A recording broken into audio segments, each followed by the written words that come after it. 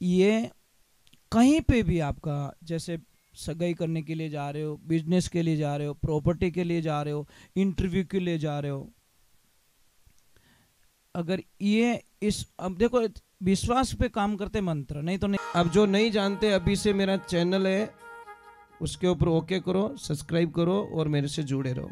जय हो द्वारकाधीश की जय हो, पधारे सभी भक्तों की जय हो, सभी कार्यकर्ताओं की जय हो। राधे राधे राधे, एक बार जोर से बोलो ना, राधे राधे। अब सब नीचे बैठो, 2 मिनट बाद में छुट्टी, सिर्फ 2 मिनट के लिए। मैं आपको कुछ लिखवा रहा हूं, वो लिख दीजिए, काम आएगा। राधे राधे।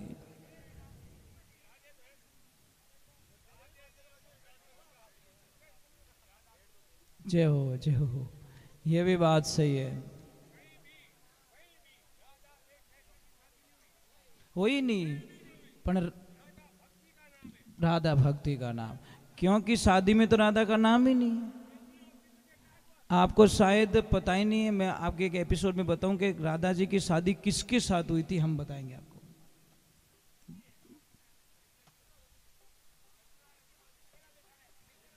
भगवान के साथ में तो हुई नहीं, ये तो पक्की बात है। मैं आपको कुछ लिखवा रहा हूं, बहुत ही सुंदर बात है, वो लिख दीजिए या रिकॉर्डिंग कर दीजिए, मैं इसका अर्थ बताऊंगा। लिखिए ओम, लिख रहे हो खाली बोल रहे हो?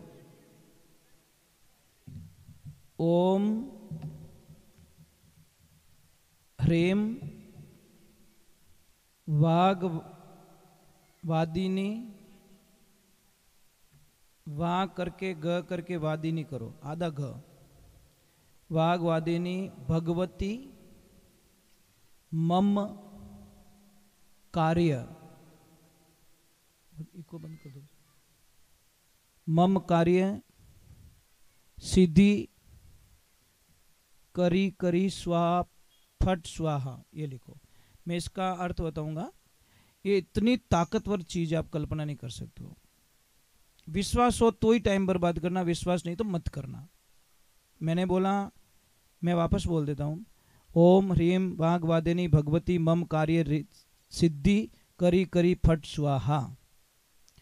ये कहीं पे भी आपका, जैसे सगाई करने के लिए जा रहे हो, बिजनेस के लिए जा रहे हो, प्रॉपर्टी के लिए जा रहे हो, इंटरव्यू के लिए जा रहे हो, अगर ये इस, अब देखो विश्वास पे काम करते मंत्र, नहीं तो नहीं करते। आपको आस्था नहीं है, बिल्कुल काम नहीं करेगा। आस्था है, करेंगे।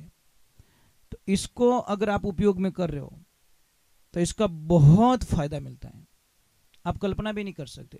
किसके जॉब के लिए बहुत तड़प रहे लोग, ट्राई तो कर देना, आंदो मारे अड़ंगा राम पड़े पादरी की निठा, कदी कदी हो जावे काम।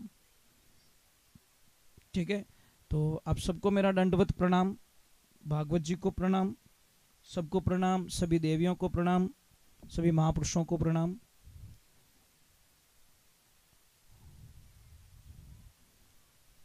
आप आए हो तो इतनी सुंदर पदों का वर्णन किया गया, साची प्रेम सगाई, मतलब लास्ट में बात कहां अटक रही है? प्रेम पे। आप कितना झंझट कर लो, अगर प्रेम नहीं है तो देखिए, एक पति ने अपनी लक्ष्मी को बोला कि लक्ष्मी आप मेरे से शादी कर रहे हो? कि हाँ। कि आपको जो चीज चाहिए मैं दे दूंगा। आपको गाड़ी चाहिए, मन मांगी गाड़ी मांग लेना। आपको विदेश में टूर करना है, जहां जाना मैं टूर करवा दूंगा। आपको क्या खरीदना है कपड़ों में, वो सारे कपड़े दिला दूंगा। आपको गहना कैसा लेना है, आपको गहना मैं दे दूंगा। बंगला बना के मैं दे दूंगा, पर एक चीज मैं नहीं दे पाऊंगा। क्या? कि मारो मन थारा में नहीं है, कटे अटकी उड़ो है।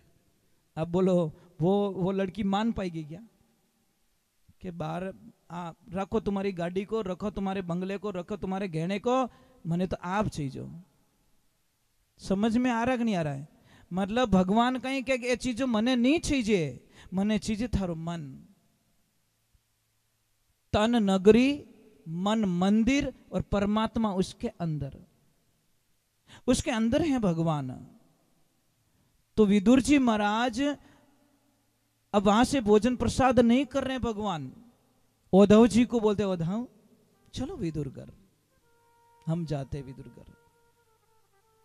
और जैसे ही विदुर जी के घर पे आते हैं, विदुर जी तो कुछ बाजार में गए हुए थे, कुछ सामग्री लाने के लिए भगवान आ रहे हैं, समाचार तो भेज दिया, पर देखो विदुरानी की क्या दशा होती है। प्रेम इसको कहते साहब, प्रेम उसको नहीं कहता है। अब विदुर रानी जी कुछ काम में थे, बाहर से दरवाजा बजा दिया, अंदर से आवाज आई गई, उस स्थिति का मैं वर्णन भी नहीं कर सकता। आप सबों ने कई बार भागवत में सुना होगा कि वो किस स्थिति में थे, तन पे कपड़े भी नहीं है। जैसे ही आवाज आई गई कृष्णा, भूल गई शुद्ध बुद्ध। अब शुद्ध बुद्ध याद रहे तो भगवान की भक्ति नहीं रहे, यही तो है ना। शुद्ध बुद्ध खो जाए ना, तब सोचना के दुनिया क्या के। मैंने परसों पहले एक शब्द बताया आपको, दीवार पे लिख देना एल के, लोग क्या कहेंगे उसकी परवाह मत करो, लिख दो बड़े अक्षरों में, कोई दिक्कत नहीं है। हम तो बस दुनिया रूठे रूठन दे, मेरा प्रभु रूठा न जाए। दुनिया सारी रूठ जाएगी, मुझे कोई फर्क नहीं पड़ेगा, वो नहीं रूठना चाहिए। भगवान की कृपा। आपको शायद पता नहीं होगा, कोरोना काल में लोगों ने ऑक्सीजन की कीमत समझी, एक एक सिलेंडर लाख लाख रुपया। जो एक पौधा इतनी ऑक्सीजन देता है, वो पौधा नहीं लगाता है, ऑक्सीजन के लिए लोग रो रहे हैं। तो भाई पौधे लगाओ ना। आप यहाँ पे, मुझे थोड़ा अटपटा भी लग रहा है, यहाँ पे इतना यहाँ पे है, पर थोड़े पौधे नहीं है यहाँ पे, इतना खुला खुला पड़ा है। क्यों नहीं लगाते आप पौधे? ये पत्थर है नीचे। हाँ। अच्छा, तो तेरी मेरी में पौधे नहीं लगा रहे। अरे उनको बोलो तेरा है तो तू पौधा तू ही ले जाना यार, छाया तो करने दे। बराबर नहीं, तुम ले जाओ, क्या चाहिए हमको, छाया तो करने दे। गायें बैठी, ऑक्सीजन पैदा रही, हमारा स्वास्थ्य सुधरेगा। विदेश में शर्त क्या है पता है? एक पौधा काटो, पहले 10 पौधे लगाओ, फिर तुम्हारे जो पौधा अड़चन कर रहा है उसको काट सकते हो। वहां की सरकार का ये नियम है। मतलब आप पौधा काट सकते हो, कोई दिक्कत नहीं है, परमिशन लेना पड़ेगा।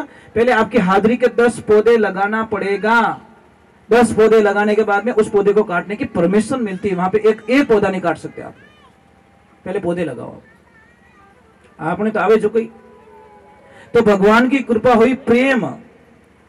और विदुरानी अंदर इस स्थिति में थी, जैसे ही दरवाजा खुलवाया, अंदर से दौड़ के आई, दरवाजा खोल दिया, शुद्ध बुद्ध चली गई। और आपको पता है क्या किया उन्होंने? जहां पे भगवान श्री कृष्ण का आसन था, वहां पे विदुरानी खुद बैठ गई। और जहां विदुरानी का आसन था, वहां मेरे भगवान को बैठा दिया। यही तो है नहीं भगत और भगवान की लीला। पर भगवान भी कितने अच्छे हैं, बैठ गए। अब खिलाए क्या? पास में केले पड़े थे। अब विदुरानी नहीं चाहती थी कि मैं 1 सेकंड के लिए चेहरे से नजर हटा लो, तो केड़ो लियो हाथ में, पर सुरता में कौन? भगवान। केला छील रही है, फेंकना तो छिलका था, फेंक दिया अंदर से केला, और छिलके छिलके भगवान को खिला रही है। और भगवान खा रहे हैं, भगवान खा रहे हैं। इसीलिए कहते हैं कि बिलनीरा बोर सुदामा रतन रुच रुच भोग लगाई, दुर्योधनरा मेवा त्याग्या, साग विदुर घर खाई, संतों साची प्रेम सगाई, कर्म कटे 84 छूटे, जीव प्रेम पद पाई। ये होता प्रेम, भाव होना चाहिए, विचार होना चाहिए। हमारी विचारधाराओं को भटकाने मत दो। हमारी पहचान इन ड्रेस से नहीं है, इन कपड़ों से नहीं है, इन गहनों से नहीं है। हमारी पहचान निज नाम से। आज हम कपड़े चेंज करके चेंज होना चाहते हैं, ये संभव नहीं है। आप क्या सोचते हो मैं ड्रेस चेंज कर दूंगा तो मैं बदल जाऊंगा? नहीं, खाली बारे खोड़ियों बदलने की नहीं रेवे, अंदर तलवार भी बड़ी मजबूत होनी चाहिए तो आनंद आवे। ये बगीचा है, ये भगवान ने क्या लगाया? ये बगीचा ही थे। पता नहीं किस फूल को माली आएगा, हाँ, वो तोड़ के ले जाएगा, कोई मना नहीं कर सकता उसको। वो मालिक है, अधिकार है।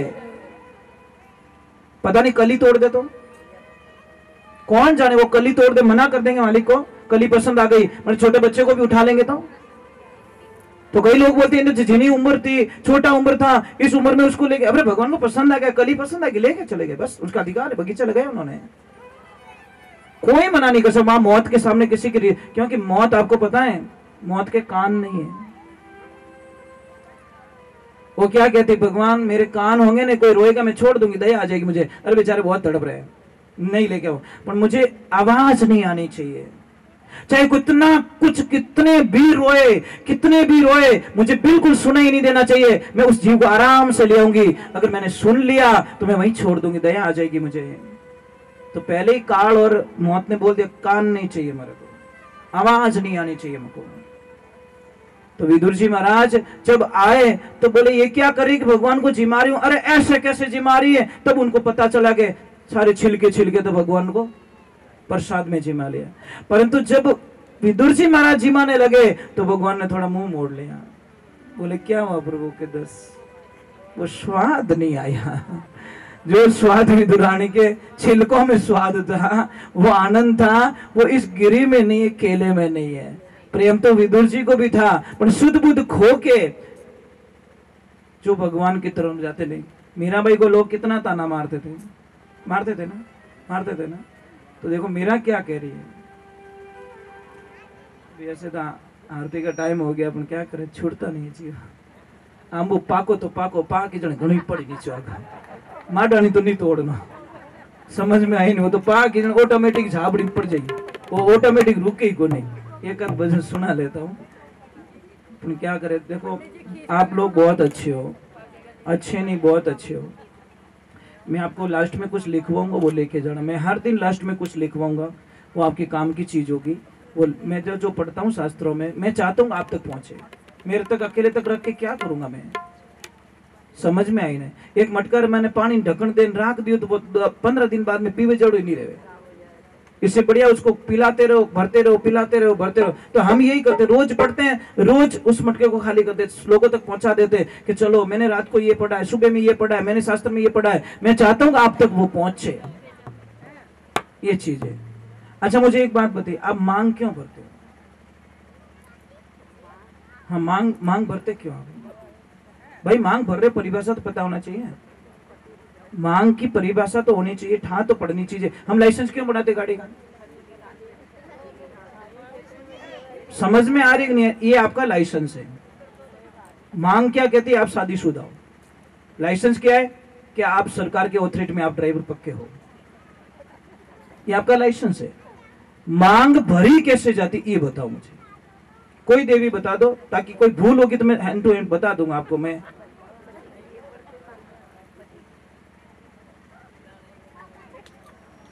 बस खाली फेरा खाओ ना ताको राके, इससे आगे कोई सोच थी नहीं। देवियां मांग है नहीं, मांग में इतनी शक्ति है, आपके पति को कभी अकाल मृत्यु नहीं आ सकती, इस मांग में इतनी ताकत है। और आपको एक कथन सुनाता हूं, जब बाली को मारने के लिए भगवान खड़े हैं, बाली मर नहीं पा रहा है, तीर नहीं चला पा रहे भगवान, तो सुग्रीव जी कह रहे प्रभु क्या हुआ, हे नाथ नारायण क्या हुआ? मांग भर के रखी है, और जब तक वो मांग भरी हुई है मेरे बाण काम नहीं करेंगे, क्योंकि वो पतिव्रता नारी है। और पतिव्रता के नारी के अंदर ब्रह्मांड में कोई ऐसा देव नहीं है जो उसके पति को मार सके, यमराज भी नहीं मार सकते। तो फिर क्या करे, जैसे ही तारा स्नान करने बैठी, जैसे ही पानी डाला भगवान ने बाण चलाए, बाली को खत्म कर दिया। इतनी ताकत है, और आप इसको मजाक में लेते हैं। कई तो इतनी स्पीड से मांग भरती है, लाओ हेलो भाई, क्यों उतावल है? भाव के साथ में मांग नहीं भरते। मांग इसका तरीका बताया आपको, क्या पूर्व दिशा में मुंह करके मांग भरनी चाहिए। मतलब हम ही सूरज भगवान जिधर से निकलते हैं ना, उस दिशा में घूम के मांग भरिए और बोलिए मेरे पति की रक्षा करना। उत्तर दिशा में मुंह करके मांग भरोगे तो आपके पतिदेव का धंधा अच्छा चलेगा।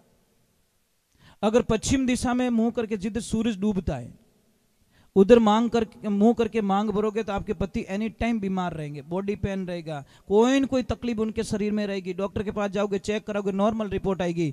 और दक्षिण दिशा में भूल करके भी कभी मुंडो मत कर जो, क्योंकि पति गए हैं बाहर, वापस आएंगे कि नहीं आएंगे इसकी कोई गारंटी नहीं है। समझ में आ रही नहीं? इस मांग से इतना असर पड़ता है। दिशाएं बहुत कुछ देती है, दिशाएं बहुत कुछ हमको दे देती है, पर दिशाओं की जानकारी होनी हमारी जरूरी है। समझ में आई नहीं? और एक साइड में मांग मत भरा करो, मांग सीधी होनी चाहिए। सही है, साइड में मांग भरती है ना, उसका पति एनी टाइम हर तीसरे चौथे दिन उससे झगड़ा करेगा भयंकर। आप प्रयोग कर लीजिए, मेरी बात पे विश्वास नहीं, 15 दिन मांग भर के देख लो तिरछी, देखो कैसे झगड़ा होता है। क्योंकि ये पति का ही प्रतीक है ना। समझ में आ रही नहीं? तो ये तिरछी मांग कभी मत। अभी अभी जो पिछली जो बच्चियां पढ़ती ना, ये क्या, ये तो गुरुजी अपन का स्टाइल है। तो शादी स्टाइल में तो टूटे है, कितनी फास्ट टूटे रही है। 6 महीने नहीं होती, please mom I don't like, I not accept, my husband is black. वाह, बात खत्म हो गई। बापड़ो खर्चो करियो 20 साल रो बाप, वो पूरो खर्चो ही कर दियो અને વિને પસંદ ही नहीं आयो। वो बाप के 20 साल पसीना री कमाई धीरे धीरे રીપ્યો જોડ તારે બ્યાવરો ભેળો કરીને તને જચી કોની, મને જચા દિયો। ટેન્ટ વાળો રૂપિયા માંગે, હાલો 11 વાળો રૂપિયા માંગે, હલવાई રૂપિયા માંगे, तारे जची कोनी। मैंने 1 मिनट में तू बेटा रोड में लाइन खड़ो कर दियो, अब मैं जाऊं तो जाऊं कटे। एक बात का ध्यान रखना, एक बाप होता है ना, बिना आंसुओं और बिना आवाज को रोने वाला व्यक्ति सिर्फ एक बाप होता है। समझ में आ रही नहीं? और ब्याह शादी में सबसे सस्ते कपड़े सिर्फ एक बाप के होते हैं, सबसे सस्ते। पूरी शादी में देख लेना, सबसे जो सस्ती ड्रेस है वो एक पिता पहन के घूमता है। बेटी बेटा जमाई पोता पोतियां बिदनियां सबके महंगी महंगी ड्रेस होती है, पर आप नजर घुमा के देखना, एक पिता को सिर्फ सबसे सस्ती ड्रेस मिली हुई रहती है। उस पिता का जी दुखा रहे हम लोग, कैसे क्षमा कर देंगे भगवान हमको? कौन जानेंगे उसकी दर्द को? कौन जाने? पिता को कौन जान सकता है? कोई नहीं जान सकता। पिता जाने के बाद में पता चलता है। बेटी सबसे ज्यादा किस दिन रोती पता है? जिस दिन उसका पिता दुनिया से चला जाता है। बेटी सब कुछ सहन कर सकती है, अपने बाप की मौत को कभी सहन नहीं कर सकती। वो कहती है आज मेरे यहां से जलपान उठ गया बस। कई कई बार बहन बेटियां नहीं कहती आज हमारा पापा रहता तो। कई बेटियों के मुंह से सुनता हूं मैं कभी कभी कि आज हमारा पापा रहता तो शायद मने इन स्थिति रे माने खड़ी नहीं होने देता। महाराज एक गांव में दुष्काल पड़ गया, मतलब अकाल, बारिश नहीं हुई 5-7 सालों से बारिश नहीं हुई। तो उसकी वहां पे बहन थी, उसने विचार किया कि 12-15 कोस पे मेरा भाई रहता है, वो बहुत पैसे वाला है, बहुत पैसे वाला है, और मैं जाती हूँ मेरे भाई से कुछ हेल्प ले लेती हूँ, जब हमारे यहाँ पे वापस होगा तो वापस दे दूंगी। वो बड़ी आस लेके बहन जाती है, कहां पे? भाई के पास में। पर जैसे ही भाई ने देख लिया कि रोड पे बहन उतरी है, वो ऊपर खड़ा था, उसकी पत्नी को बोल दिया मेरी बहन आई तो बोल देना तेरा भाई बाहर गया हुआ है, मुझे पता है वो कुछ न कुछ लेने के लिए तेरे अपने पास आ रही है, और हमको देना नहीं है बहन को। देखिए, जैसे ही बहन आई भाभी साहब को प्रणाम किया और भाभी साहब को बोला भाभी साहब मारा भाई साहब कटे कि तारा भाई साहब 4-5 दिन उबारे गयोड़ा है, तो भाभी साहब आप ही थोड़ी हेल्प कर दो। कि नहीं भाई साहब मैं आपके भाई को पूछे बिना कुछ नहीं कर सकती, कुछ नहीं कर सकती। बहन ने बोला मेरी हालत ऐसी हो गई उस मृग के जैसी, मृगा जल दिसे कोई प्रियो न पीसे, कोई प्रियो न पीसे कोई विश्वा दिसे। रेगिस्तान में धूल में गर्मी के दिनों में हिरण को पता चलता कि वहां पानी भरा है, पर वो पानी नहीं है, वो रेत चमक रही थी। उसकी तलाश में बेचारा वहां जाता है, और वहां जाता तो खाली रेत मिलती है, पानी नहीं मिलता, प्यासे प्यासे वो मर जाता है। उस बहन ने बोला वो हिरण के जैसी मेरी हालत, मैंने सोचा मेरे भाई के पास में जाऊंगी, मेरी इच्छा पूरी करेगा, मेरे को कुछ न कुछ देगा, मेरे बच्चों के लिए कुछ देगा। मेरा पति 6 महीने से पड़ा है, बीमार पड़ा है, उठ नहीं पाता, मैं काम पे जाती हूँ, मेरे बच्चों का पालन पोषण होता है, और मुझे बड़ी आस थी मेरे भाई के पास में बहुत माया मुझे देगा, पर दी नहीं। जैसे ही बाहर निकली, बाहर सामने वाले चबूतरे पे एक भाई बैठा, उसने बोला बहन क्यों रो रही है? कि मैं इस काम से आई भैया, और मतलब मेरा भाई बाहर चला गया। देखो वो बोला मैं बहन तेरी जात का तो नहीं हूं, तेरे परिवार का नहीं हूं, तेरे खून का रिश्ता नहीं है, तेरे रिश्ते में भी नहीं हूं, पर मैं थारे गांव रो भाई हूं। गांव का भी तो भाई होता है भाई, गांव पे जहां तूने जन्म लिया तो वो भाई तो हूं। वो भाई बाहर गया, ये तो नहीं गया, वो भाई तो अटी है। बोल थारे कई चीजें, वो एक भाई गया पगली गाँव रो भाई तो नहीं गयो। भाभी साहब ने बुलाया, पहलो पाड़ियो देख थार भाई से आया है या मुसीबत में है या ने चाहिए जो को दे दे। वो देखो पत्नी मिले तो ऐसी मिले। बोले भाई साहब थारे चाहिए कहीं, पूरा ही गाडो भर दियो, बैल गाडो धान भर दियो, पैसा दे दिया, वो दे दिया, वो दे दिया, और गाड़ी दे के बच्चे को रवाना किया, जा बेटा बुआ जी को घर पे छोड़ के आ।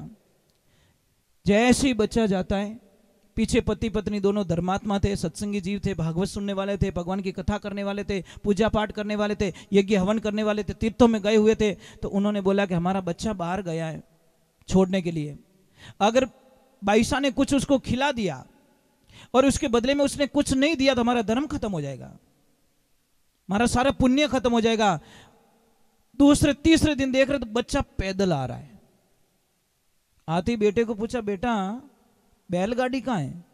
अरे पिताजी आपको पता नहीं है, वहां पे गया, बुआ जी ने मनवार कर ली, नहीं बेटा कुछ खाना पड़ेगा, बुआ जी ने कुछ खिलवा दिया, जेब चेक किया तो 1 रुपया नहीं निकला, तो मैं तो उस रोटी के बदले में बुआ जी को बैलगाड़ा ही दे के आ गया। बोला तू तो मारो ही बाप निकलियो, तू तो बड़ा दानी महादानी निकल गया, हम तो थोड़ा दान किया, तू तो बैलगाड़ा ही दे के आ गया। जा बेटा आज हम धन्य हो गए कि हम शेर तो तू सवा शेर निकल गया, क्योंकि ये बेटा हमारा नाम कभी खराब करने वाला नहीं है। इसलिए ये जिंदगी में ध्यान रखना, बहन को कभी घर से दुखी होकर मत निकालना। और जितनी भी भौजाई सा यहां बैठी है, आपका कर्तव्य बनता है कि ननद भाई सारे कदी आडा मत फिर जो, अगर आप सच में सत्संग सुन रहे हो तो। चलो एक भजन सुना दो छोटा, क्योंकि वो भजन याद आया।